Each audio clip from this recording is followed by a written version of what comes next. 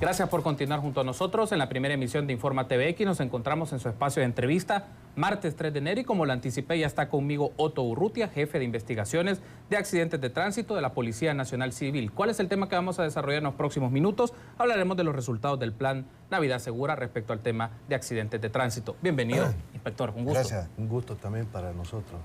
Gracias por estar con nosotros esta mediodía y me gustaría que iniciáramos la entrevista con este aspecto. Son datos que recién se van publicando, se van mencionando por el caso de Protección Civil, en el cual se menciona, este es un solo dato, pero vamos a hacer ya una lectura más amplia sobre esto, inspectores. Durante las vacaciones navideñas y fin de año fallecieron 43 personas, pero de estas 43 personas fallecidas, 41 fueron por accidentes de tránsito. Claro, si hacemos un comparativo, que es lo que hablábamos antes de entrar al aire respecto al 2015, hay una disminución significativa, aunque han aumentado los accidentes de tránsito. Pero iniciemos con eso para hacer una lectura general de este balance.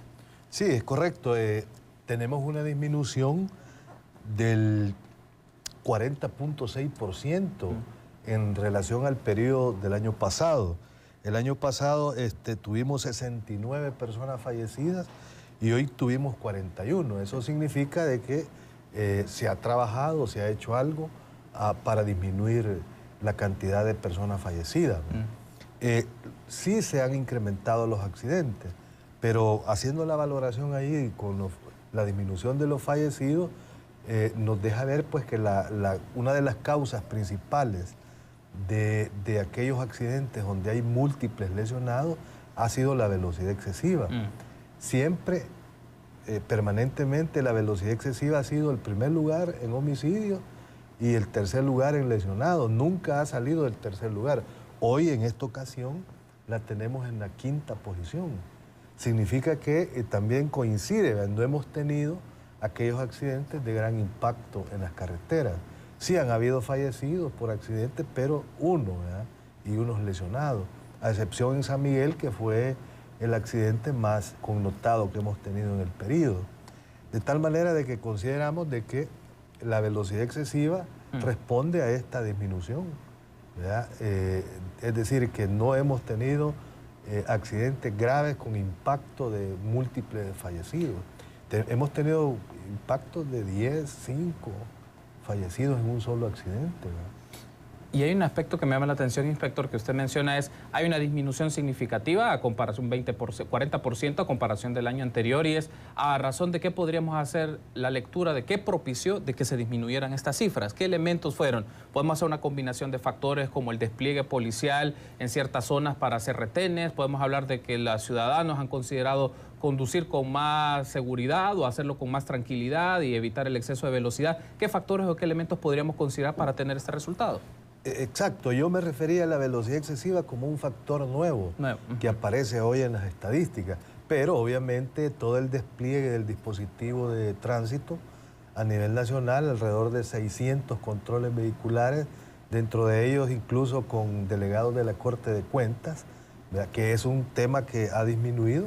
Antes se miraban más carros nacionales circulando en los periodos vacacionales, hoy es menos, pero sí, vea, la prevención cuando hacemos esas pruebas antidoping, pues ahí estamos garantizando, digamos, que la persona evite un accidente, incluso con los que detenemos, ¿verdad?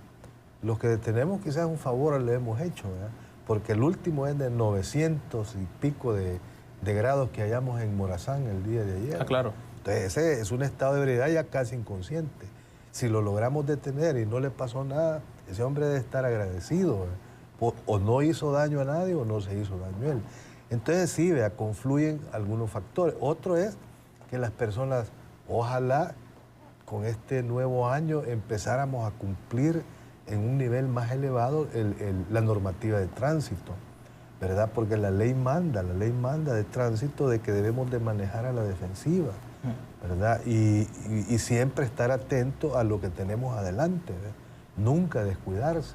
Sabemos que llevamos una máquina, es un montón de hierro desplazándose, se puede convertir en un arma, ¿verdad? Mortal. Entonces, en ese sentido, pienso yo de que los factores que hemos mencionado, los patrullajes motorizados, tenemos el elemento en esto de la velocidad. El año pasado nos proveyeron más pistolas láser, le decimos nosotros, que miden... Para hacer la medición de la velocidad. Para hacer la medición. Entonces, antes no teníamos la cobertura en todo el país. Eran en los lugares más críticos que teníamos ahí a los compañeros de tránsito con ese tipo de equipo. Ahora, a partir del año pasado, tenemos en todos los departamentos. Eso significa que en todos los departamentos hubieron controles láser.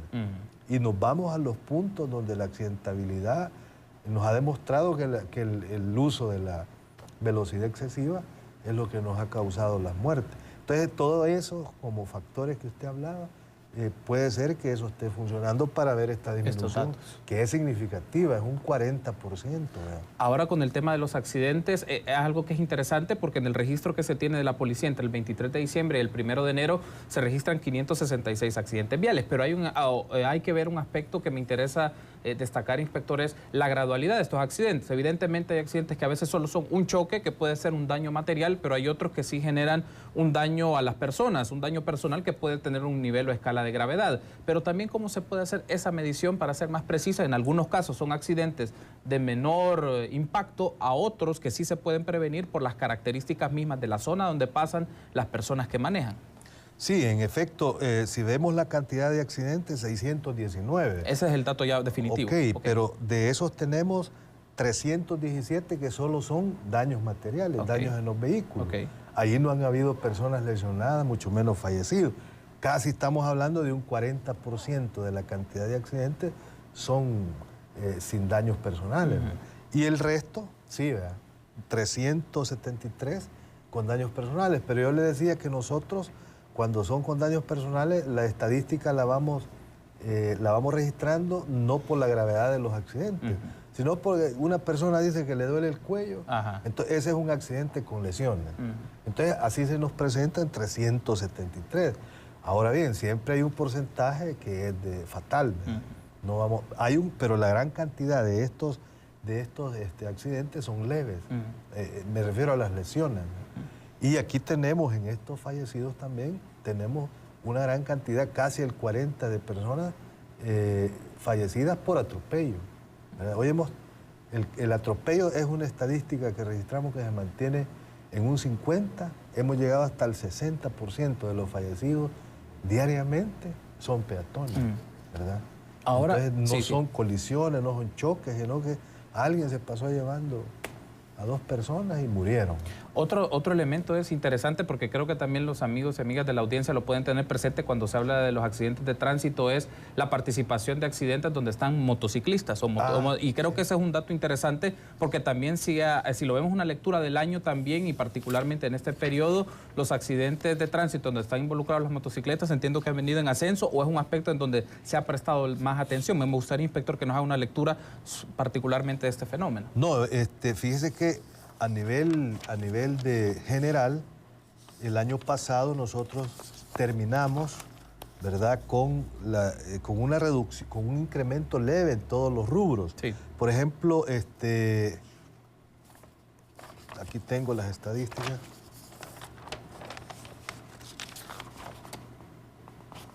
Aquí tenemos. Sí. El año pasado registramos, Bueno, tenemos una cantidad de personas fallecidas en moto que nos ha incrementado las estadísticas. El incremento que tuvimos el año pasado en fallecidos fue del 4.7, alrededor de 56 personas más que el 2015. Pero entonces, los resultados de las motos el año pasado son 180 fallecidos en el 2015, y en el 2016, 239. Claro. ¿Cuánto es el incremento? 59, ¿verdad? Solo con las motos esto equivale a un 32.8%, ¿verdad? De incremento de fallecidos.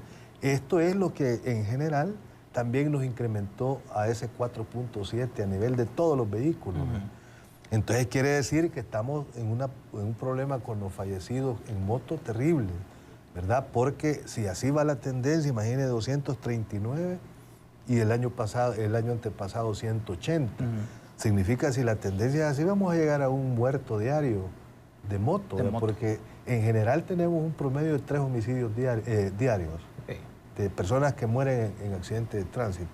Y hoy le vamos a agregar que muere uno de moto, ¿verdad? Entonces, allí en realidad ya tenemos la alerta, ¿verdad? ¿Qué tanto en la lectura de los accidentes de tránsito, inspector? Creo que también vale la pena discutirlo en este momento, es la combinación de dos aspectos. Uno, el aumento del parque vehicular, es decir, más carros. Exacto. Y por otro lado también es si las personas que están manejando son personas aptas para conducir. Porque también vemos un aumento del parque vehicular, se registran por lo menos más de 72,000 vehículos respecto al 2015 en este año, sí. Pero a la vez también uno se pregunta, las personas que están en el volante, las personas que conducen una motocicleta, que conducen un bus, son las personas más capaces o más aptas para hacerla, y eso puede ser un factor que propicie más accidentes de tránsito. Sí, también. Es otro elemento, otro factor ahí que incide en la accidentabilidad. Hay muchos menores de edad en los departamentos, en el interior del país. Muchos padres dejan que sus hijos menores de edad, sin licencia, anden manejando. Y eso ya lo hemos registrado, que nos ha causado también un nivel de accidentabilidad considerable. Y como usted dice, el parque vehicular ahorita ya pasa del 1,000,000. Entonces eso también tiene relación con la cantidad de gente que maneja sin licencia. Y una persona que maneja sin licencia es un problema, pues, en los accidentes. Con la ley del FONAT establece que si una persona se queda en el accidente, es el responsable, se queda en el accidente, no lo detienen.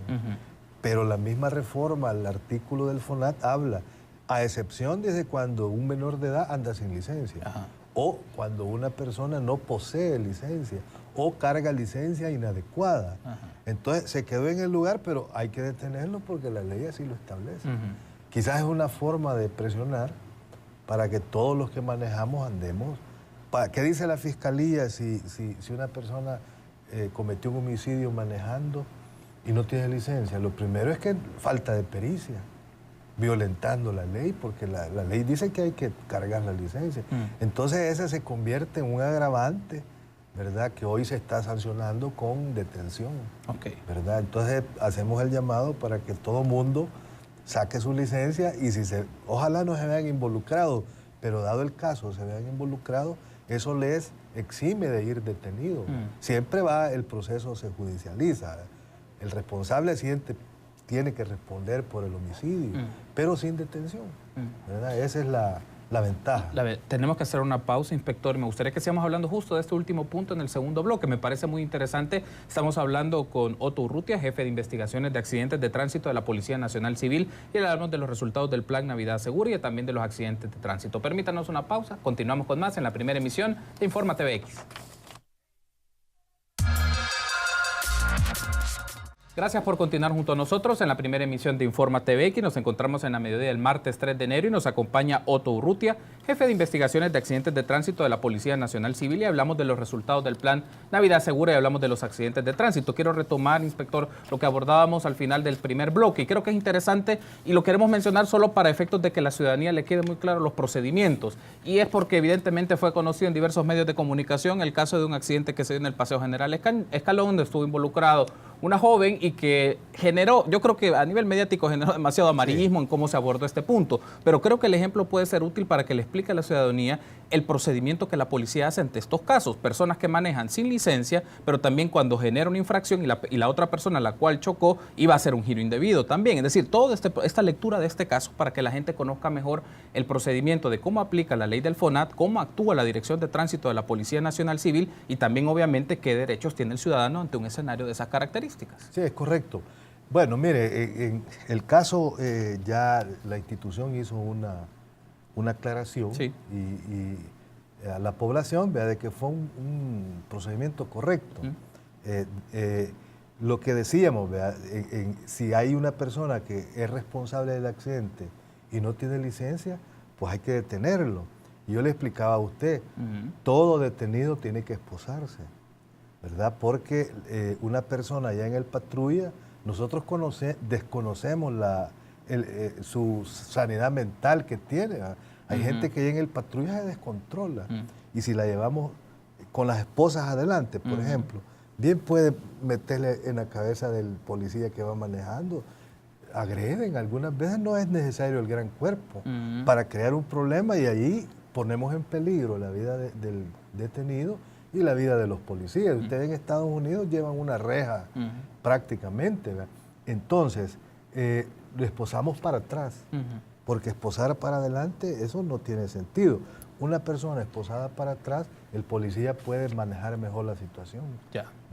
Al querer agredir, entonces tenemos control. Si llevamos una persona sin esposarla, llevamos un alto riesgo de que esa persona se pueda descontrolar.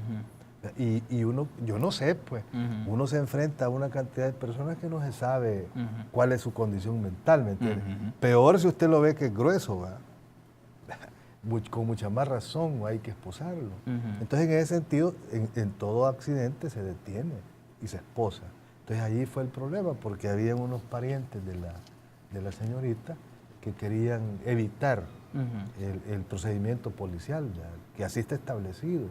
Entonces, eso es lo que dio lugar andaba una mujer policía y un policía de tránsito. Entonces, eso dio lugar a que se pidiera apoyo. Entonces, cuando ya se ve los del 911 que llegan ahí, claro, no era por esposar a la muchacha, sino que era para evitar la agresión que se estaba haciendo a los policías. Pero gracias a Dios, cuando ellos llegaron, ya la cosa relajada, pero como ahí se miraba una fuerza tremenda, los compañeros del 911 con navarrones y todo eso, si la noticia la hacemos solo con esa foto, parecía increíble que una gran contingente policial para una muchacha, y no fue así. En realidad, el 911 llegó a tratar de evitar una agresión a los policías de tránsito, ¿verdad? Entonces, esa es la versión, y nosotros con el debido respeto siempre ponemos las esposas, ¿verdad? El problema es cuando hay alguien que se resiste. Entonces, ahí entra otro delito, el delito de resistencia al procedimiento policial, ¿verdad? Pero salimos como debe ser. Ahora, la valoración técnica del accidente también estábamos en lo correcto, ¿verdad? Porque usted ve los golpes del vehículo, si alguien se le mete a usted, le va a dar en la parte lateral derecha, ¿verdad? Si alguien se le mete imprudentemente, ese tiene la culpa. Pero ya un vehículo que ya está en posición en el carril, tiene la obligación, el que va atrás, de ver todo lo que lleva adelante, llevar control de lo que tiene adelante. Entonces ahí el golpe es frontal, ¿verdad? De un carro hacia la parte frontal del carro, hacia la parte trasera. Entonces, y la posición final de los vehículos, eso demuestra. Ahora, ahí se confundieron porque el vehículo que fue afectado estaba sobre la doble línea amarilla un poco. Y se podía pensar de que quería hacer el cruce, cuando solo fue el resultado del impacto. Eso fue, ese carro lo hizo que perdiera un poco el control. Si iba en su carril, a lo mejor se venió y ya quedó con la... Pero esa teoría de que entró ahí no está probada. Ahora, incluso, fíjese, que haya hecho esa maniobra de esa señora, ¿verdad? La hizo, pero cuando ya está en el carril, ya en el momento que ella hace la maniobra y queda y intercepta la vía, allí sí hay problema. El que cruzó la doble línea amarilla es el culpable. Pero en este caso, para que haya tenido tiempo de hacer la maniobra, es que no se le metió, sino que sí lo hizo, pero... A una distancia, en principio. Y la muchacha también, la inspectoría le preguntó que cómo había sido, y ella dijo que iba tratando de ubicar un local. Y ahí es una descendiente, ¿va? Y bueno, la velocidad de ese impacto no era una velocidad moderada, era algo fuerte la velocidad, porque muchos accidentes se dan por alcance, pero son los medios que le frega la defensa. Pero ese estaba totalmente metido. Ahora bien, ya creo que nos ha hecho una explicación. No, me parece muy bien que hacer esta explicación, inspector. Me gustaría que abordemos otro rubro en la entrevista, que es interesante también. En el periodo entre 23 de diciembre del 2016, 1 de enero de 2017, fueron detenidos 66 conductores peligrosos. Me corrige, hay un dato más actualizado, y se impusieron más de 10.000 esquelas de tránsito, que esto haciendo un monto de más de $318.000. Y me gustaría que hablemos un poco de estos casos de las personas detenidas como conductores peligrosos. Y otra cosa que es interesante, ¿cuál es el proceso en este caso de pago de estas esquelas? Es decir, ¿qué tan efectivo se vuelve de que las personas a las cuales se les impuso una esquela se pague con celeridad? Y es un ingreso que en obviamente se utiliza para la institución, entiendo que es para la corporación esos fondos, o es de otra manera, para que lo expliquemos entonces. Sí, correcto. Perfecto, inspector. No, el fondo que se obtiene de la multa, ¿verdad?, de las esquelas, pasa a Hacienda directamente. Okay. No sé yo en qué área ahí de Hacienda, ¿verdad? Pero ni un 5 no llega a la policía. No, okay. Ni siquiera. Hemos peleado por eso nosotros, queriendo que nos compren algunos equipos de ese dinero, okay. pero no se ha podido. Ahora, ¿cuándo va a pagar a usted la esquela? Debe de pagarse porque hay cierto interés que se cobra, ¿verdad? Si no se paga en el mes, digo yo, el mes, porque no sé si cómo llevan ahí la cuestión contable de los intereses, que eso es ya de Sertracem, pero si no es así, cuando usted va a revalidar su licencia o la tarjeta de circulación, ahí le sale la esquela, ¿verdad? Y no puede hacer ningún trámite si no paga. No le dan la otra licencia si no paga la esquela. Entonces usted puede acumularlas en lo que dure el periodo que tiene la licencia, ¿verdad? Se pueden ir acumulando. El tema ese es de los señores motoristas del transporte público, que ¿verdad? También vamos a platicar. Ayer salió ahí como un análisis en un periódico de que habían personas ahí del transporte público que deben como 140 esquelas, casi $3,000. Entonces ya hubo un tiempo que les dieron oportunidad en Hacienda de pagarlas por cuotas, ¿verdad? Pero eso ya no continuó. No sé si fue un decreto transitorio, no desconozco eso, ¿verdad? Pero sí, la esquela es obligación pagarla. Ahora, en este caso de los transportistas del sector público sí es interesante, justamente porque en esta información que fue presentada en la prensa gráfica se mencionan un registro de más de 19,000 esquelas impuestas entre enero y noviembre del año 2016 a conductores de transporte público. Y hay algunos casos de conductores que también eran datos que mencionaba la policía, que hay casos que, por ejemplo, adeudan más de entre $2,000 y $3,000 en algunos casos. Pero aquí el aspecto es: ¿qué tanto también hay responsabilidad de los empresarios, de los miembros de las gremiales en estos casos, que algunos de sus motoristas andan manejando sin licencia, algunos casos con una gran cantidad de esquelas, y evidentemente cómo también a ellos se les puede o sancionar o en alguna medida evaluar ese trabajo para evitar de que personas que tienen un conflicto con la ley de tránsito puedan seguir en las calles? Sí, ahí es un problema porque los empresarios no tienen ninguna responsabilidad. Más que es individual solo del motorista. Es el motorista, la licencia del motorista va el problema. Y ahora, cuando se ponen al bus, sí, tiene que pagarlas el empresario. Pero en este caso, no hay ninguna responsabilidad del empresario ante esa cantidad de infracciones de tránsito que cometen los señores de motoristas, del transporte público, ¿verdad? Entonces ahí es donde vemos esas estadísticas de la gran deuda que tienen. ¿Y considera usted, a su criterio, inspector, de que podría hacerse alguna modificación o algo que le genere responsabilidad directamente al empresario para en alguna forma él también puede generar una evaluación o algún seguimiento o sanción administrativa a sus trabajadores para evitar este tipo de accidentes? Porque en la medida que no le trastoca a él va a decir, bueno, hay que sigan, de todas maneras lo que me interesa es generar ingresos del negocio, ¿no? Sí, hay algunas empresas que tienen que se preocupan por este tema de la conducta del motorista y de su forma de conducir. Son poquitas, ¿verdad? Entonces ellos, todas esas rutas, al verificar los documentos de tránsito, todos andan en orden, la mayoría, ¿verdad? Pero el resto de rutas de transporte, pues allí vemos gente que no tiene licencia. O sea que la licencia ya se le venció y como debe un montón de dinero ya no la puede sacar, pero siempre anda manejando. Y ahí es donde se habla de la responsabilidad del dueño del autobús. ¿Por qué se lo da a alguien que no tiene licencia? Debería de haber una norma que diga, puede que es responsabilidad del empresario si se le dé el bus a una persona que no tenga licencia. Pero ¿cuál es lo que sucede ahí también? Es un argumento de los empresarios, que ellos le dan el bus a alguien, pero al salir de la terminal se lo da al dillero, le dicen. El dillero es alguien que agarra el bus, pero no es el que el patrón le ha dado el vehículo, sino que es chero del motorista y él va a hacer los viajes. Y el motorista quizás tiene otro trabajo y se va a hacer otra cosa, pero el bus se lo dio al dillero. Entonces dice el empresario, no, pero yo se lo he dado a alguien con licencia. Si ustedes lo capturaron allá, lo mejor es dillero, dicen ellos. ¿verdad? Que no trabaja directamente con los empresarios. Tenemos que cerrar con esto, inspector, y es cómo para el año 2017 fortalecer el despliegue de la unidad de tránsito de la policía, porque hay un aspecto fundamental y lo hablábamos antes de entrar al aire. La idea es disminuir o evitar accidentes de tránsito, sobre todo por los índices mortales. Es decir, Sí, que cómo lograr un despliegue de la unidad de tránsito, claro, no solamente es responsabilidad únicamente de esta unidad, porque hablamos de educación vial, hablamos de la capacidad de las personas al conducir y estos aspectos que hablamos recién, pero ¿cómo fortalecer el despliegue de la unidad de tránsito en este tema para disminuir la mortalidad en los accidentes? Usted lo decía, es un tema de que el abordaje es integral, ¿verdad? Nosotros la policía nos toca nuestra parte, ¿verdad?